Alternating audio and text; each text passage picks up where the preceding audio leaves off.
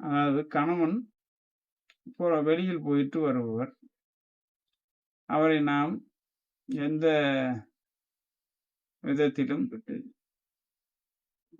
பல ரீதியில் பல மன அழுத்தங்களுடன் வீட்டில் வரும்போது, முதலில் கணவனை வரவேற்று, என்ன வேண்டும்?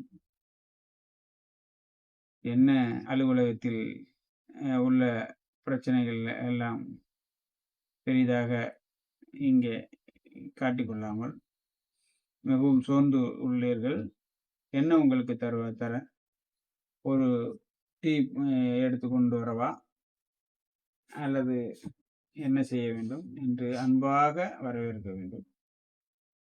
அப்போதுதான் கணவனுக்கு சரி, அந்த வெளி வட்டாரத்தில் உள்ள அழுத்தம் இல்லாமல் இருக்கும். அதை விடுத்து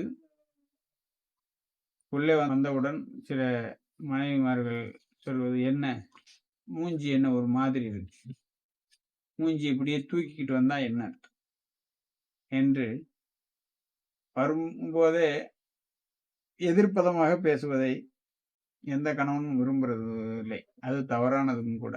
காரணம், வெளிவட்டார அழுத்தத்தில் வரும் மனிதனை இங்கே அழுத்தம் இல்லாமல் என்ன செய்ய வேண்டும் என்பதை மட்டுமே சிந்திக்க வேண்டும்.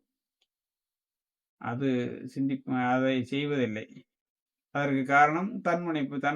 தான் நினைத்தது எதையாச்சும் திணிக்க வேண்டும் என்பதுதான் பெண்களுடைய எண்ணமாக இருக்கிறது. அதை மாற்ற வேண்டும். அதற்காக எல்லா பெண்களையும் ஒருபோல சொல்ல முடியாது.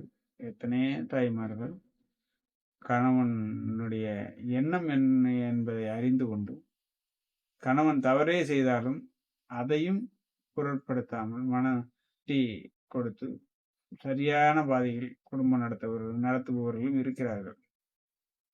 ஆனால் சில பேர்களுடைய குணாதிசயத்தை சொல்ல வேண்டிய சூழ்நிலை ஏற்பதால் சொல்கிறேன். அதுபோல் வந்தவுடன் எல்லாம் பணிவிடைகளையும் செய்து கொண்டு குளிக்க துண்டு எடுத்து கொடுப்பது, கணவனுக்கு முன்னாடி அமர்ந்து நல்ல உணவை கொடுக்க வேண்டும். அது முடிந்தவுடன் ஒரு சின்ன ஒரு விஷயம் என்ன என்றால், கணவன்